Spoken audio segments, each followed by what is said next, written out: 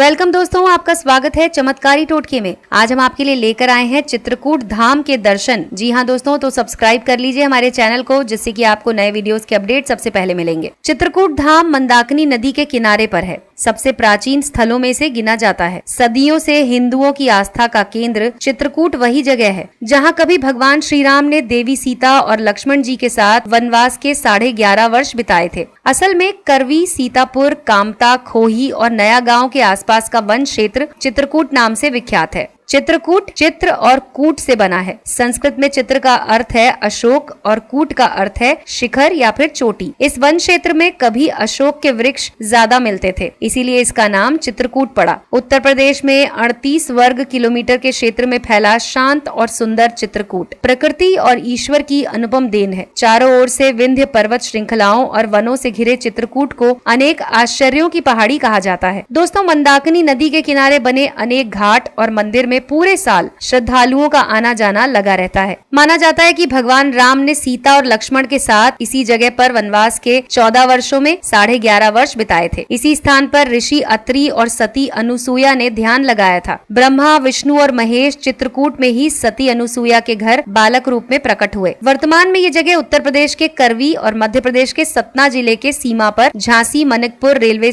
मार्ग पर स्थित है। चित्रकूट का मुख्य स्थल सीतापुर है, जो करवी से 8 किलोमीटर की दूरी पर है। चित्रकूट के दर्शन के लिए मध्य प्रदेश के सतना जिले में जाना होगा। 2 राज्यों में विभाजित इस पवित्र धाम का जैसा विकास होना चाहिए था वैसा नहीं हो सका, तो इसकी एक बड़ी वजह यह है कि ये 2 राज्यों में बटा हुआ है। चित्रकूट की महत्वता का वर्णन पुराणों के प्रणेता वेद व्यास, आदि कवि कालिदास, संत तुलसीदास और कविवर रहीम ने अपनी कृतियों में किया है। दोस्तों, यहाँ पर है कामदगिरी, पवित्र पर्वत जिसका धार्मिक महत्व काफी है। चित्रकूट के मुख्य देव कामता नाथ हैं, जो कामदगिरी पर्वत पर विराजमान हैं। इनकी परिक्रमा और दर्शन करने से माना जाता है कि व्यक्ति के सभी मनोरथ पूर्ण हो जाते हैं। इस पर्वत के चारों ओर परिक्रमा मार्ग बना हुआ है। मार्ग के किनारे राम मोहल्ला, मुखार बिंद, साक्षी गोपाल, भरत मिलाप कई देवालय बने हैं। कामदगिरी पर्वत की 5 किलोमीटर की परिक्रमा पर अपनी मनोकामनाएं पूर्ण होने की लोग कामना करते हैं। मनौती के बाद अपनी कामनाओं की पूर्ति होने पर 5 किलोमीटर की प्रदक्षिणा लेकर लौटते हैं।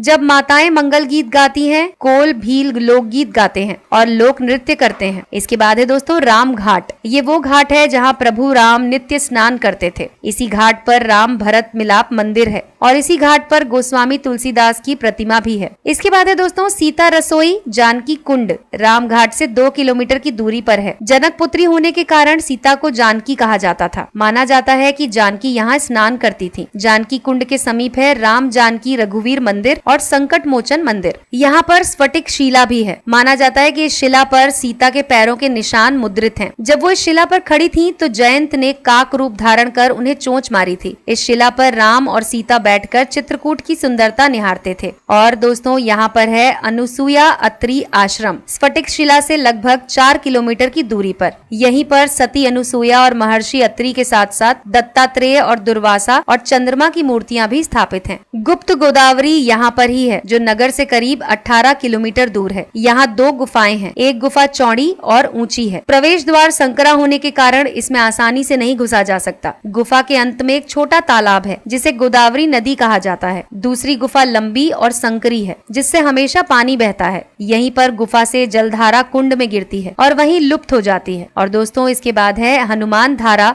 यहाँ पर हनुमान जी की एक विशाल मूर्ति है। मूर्ति के सामने तालाब में झरने से पानी गिरता है। कहा जाता है कि ये धारा श्री राम ने लंका दहन से आए हनुमान के आराम के लिए बनवाई थी। हनुमान धारा मंदिर इस घटना की याद दिलाती है कि यहाँ भगवान श्री राम का एक छोटा सा मंदिर भी है। हनुमान जी के दर्शन से पहले कुंड में भरे पानी से हाथ मुंह धोना कोई भी भक्त नहीं भूलता। यहाँ पंचमुखी हनुमान जी प्रकट हुए हैं। यहाँ सीढ़ियाँ कहीं सीधी हैं तो कहीं घुमावदार। और दोस्तों, इसके बाद है भरत कूप। कहा जाता है कि भगवान राम के राज्याभिषेक के लिए भरत ने भारत की सभी नदियों से जल एकत्रित कर यहाँ रखा था। अत्रि मुनि के परामर्श पर भरत ने जल एक कूप में रख दिया था। इसी कूप को भरत कूप के नाम से जाना जाता है। चित्रकूट की तपोभूमि इतनी मनोहारी है कि यहाँ के पर्वतों की चोटियाँ, कामदगिरी और मंदाकिनी का प्रवाह, सुंदर एवं आकर्षक वन गुफाएं, कंदराएं, ऋषि मुनि, कोल किरात सभी दर्शक का ध्यान बरबस खींच लेते हैं। वाल्मीकि रामायण में स्वयं भगवान राम कहते हैं कि चित्रकूट में वास करने के कारण उन्हें जरा भी वनवास का कष्ट नहीं हुआ।